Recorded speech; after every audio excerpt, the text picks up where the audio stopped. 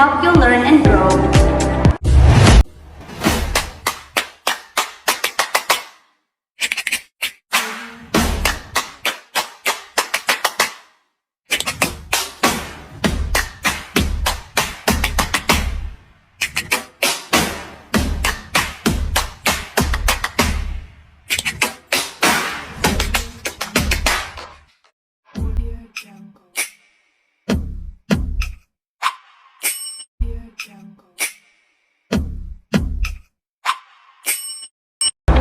So if you're ready to learn something new, expand your knowledge, and have some fun along the way, then be sure to subscribe to my channel and don't forget to hit the notification bell so you don't miss a video. In this video, you will be learning about the greatest common divisor. So, let's start.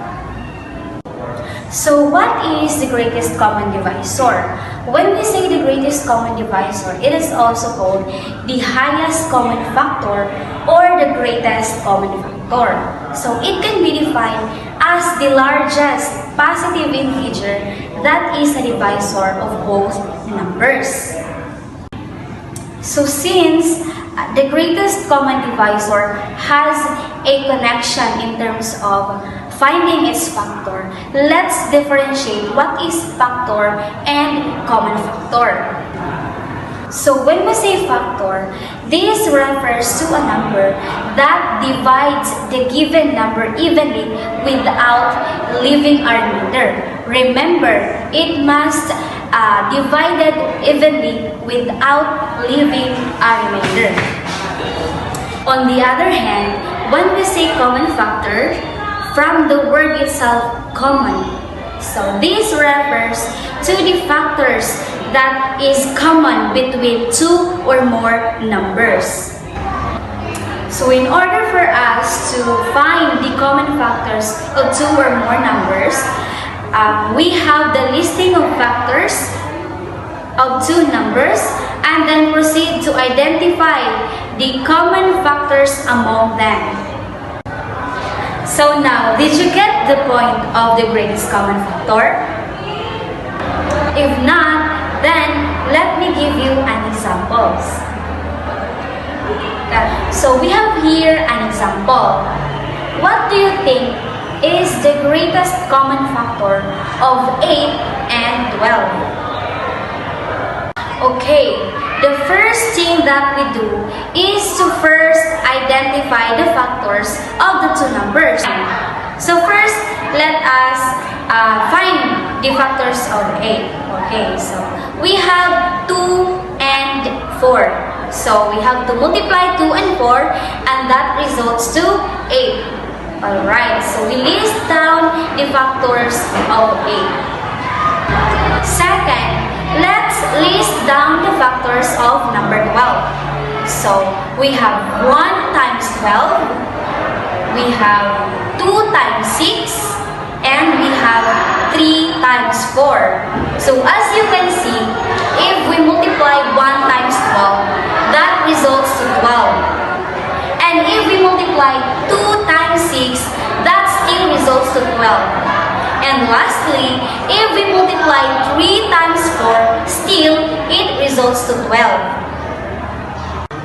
So after all the listing of factors between two numbers which are 8 and 12, let's now identify what is the common factors among them. Alright, so as you can see, the common factors of 8 and 12 is 4.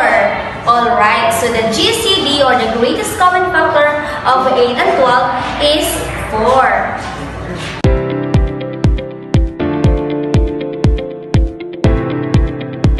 Okay, so there are some methods and strategies on how to find GCD or the greatest common divisor.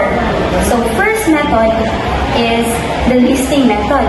Just like what we did in the previous example, in which first we do is to list down the factors of both numbers.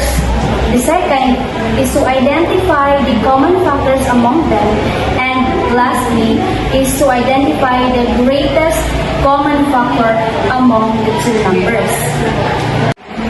The second method of a GCD on how to find the greatest common divisor is the prime factorization method, in which the first thing we do is to identify or is to find the factors between the numbers. Second is multiply these numbers together in order for us to come up or in order for us to find the greatest common factor. This method, the prime factorization method, is only applicable on the positive integers. Example of prime factorization. Find the GCD of 24 and 36. List down the factors of 24 and 36. 24, we have 2 times 12. And to get the 12, we have 2 times 6. And to get the 6, we have 2 times 3. The 36, we have the factors of 6 times 6. To get the 6 is we have 2 times 3, and to get the another 6 we have 2 times 3. Second is to find the common among them. So we have the common factors of 24 and 36. We have 2, another 2, and 3.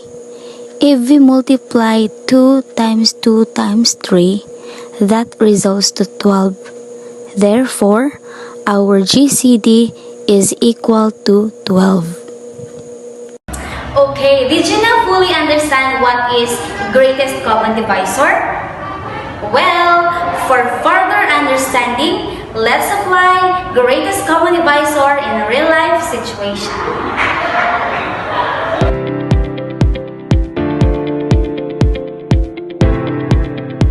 There was a mother who named Rayame.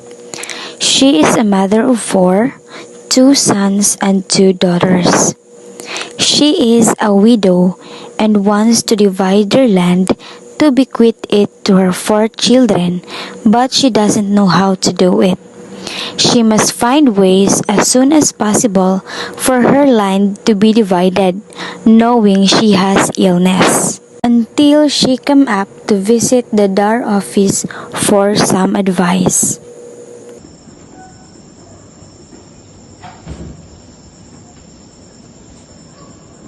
How can I divide the land so that everyone can have their own if I will die?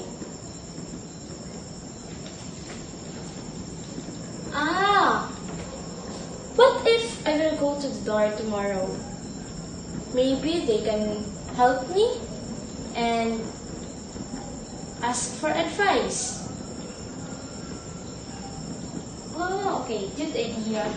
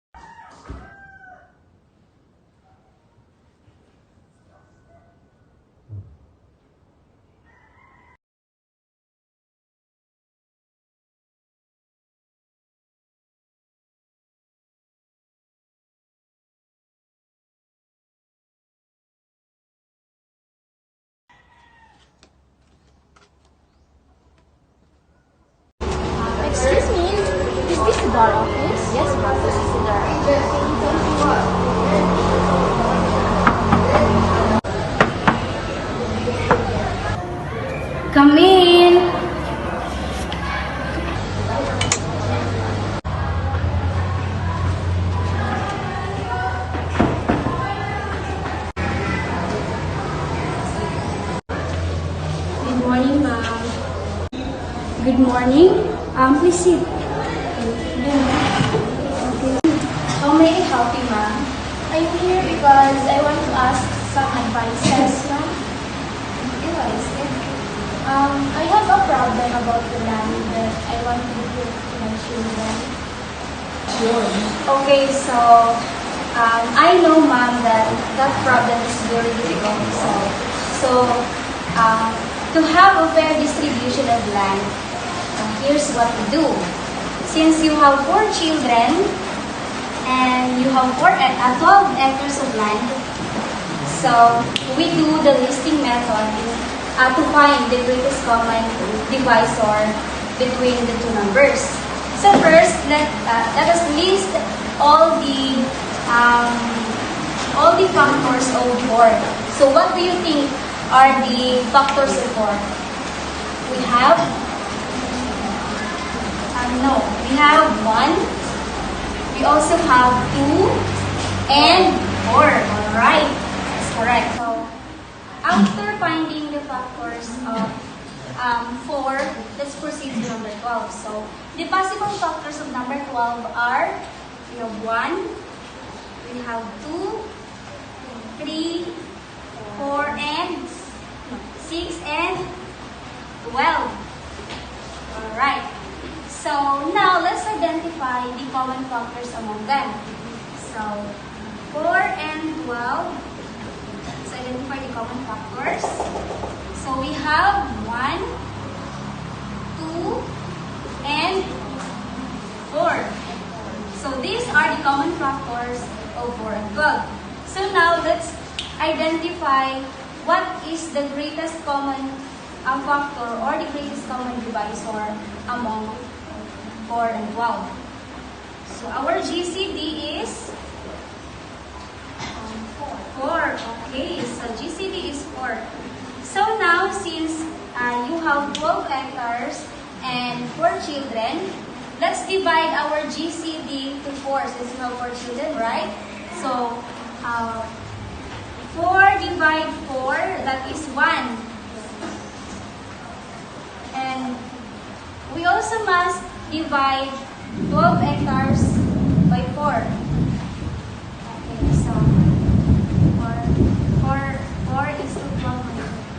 So 4 is to 12. When we divide 4 over 4 children, it is 1. And when we divide 12 by 4, so 3. So each of your children must receive 3 hectares of land. So did our solution satisfies your problem? Yes. Thank you very much, ma'am. Okay, so